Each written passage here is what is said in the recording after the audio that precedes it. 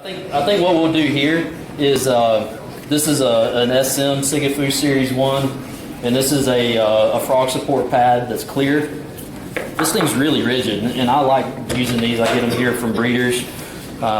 It does have a little bit of frog support to it, but it's mainly the rigidity that I'm looking for when I select this pad. And versus say a leather pad or something.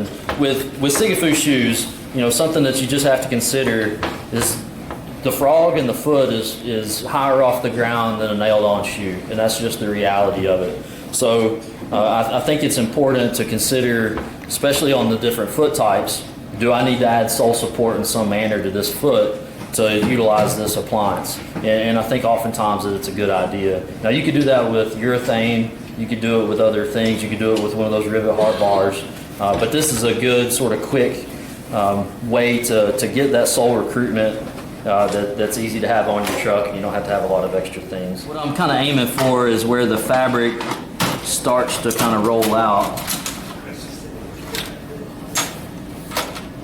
And I'm not going to have to cut much in this area here. Alright, so I'm just going to go to the grinder real quick, and then we'll come in and, I don't know if you want to come around this way again.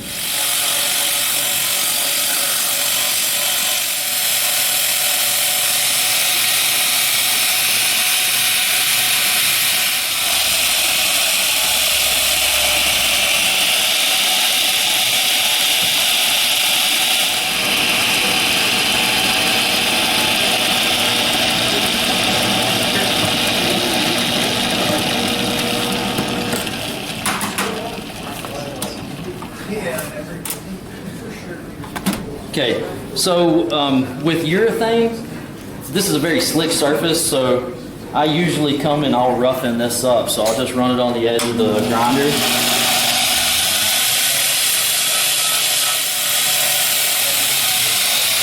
Something like that.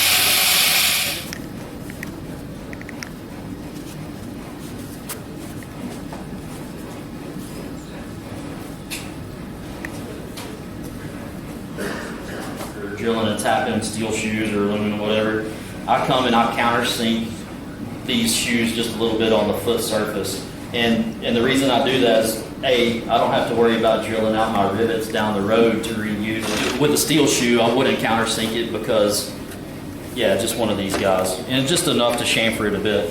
And what that's doing for me in this application is I'm not having to rivet the nail as much in order to get a head on it and have it hold in place.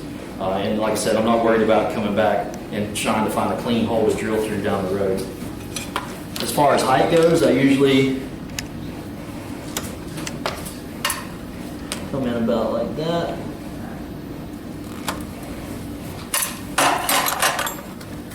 And I just make sure that I'm setting myself up for success by my pad placement, and then I come in with the round side of my hammer, and I just kind of go lightly to begin with. I come back and look, I like it, and then I'll do the other side.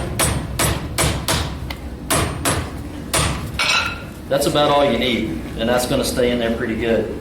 Now, if you can see, I'm shifted over just a hair. That's not going to hurt a thing, and something that you guys didn't notice, but I did sort of kind of round to the edges of my pad a little bit. But what I'm going to do, I'm going to shift this over. So I'm just going to push the pad out with my finger, come to the side of the anvil, and just give it a little hit, and that puts it right over. All right, so that's pretty much it. I would come back and kind of clean this up.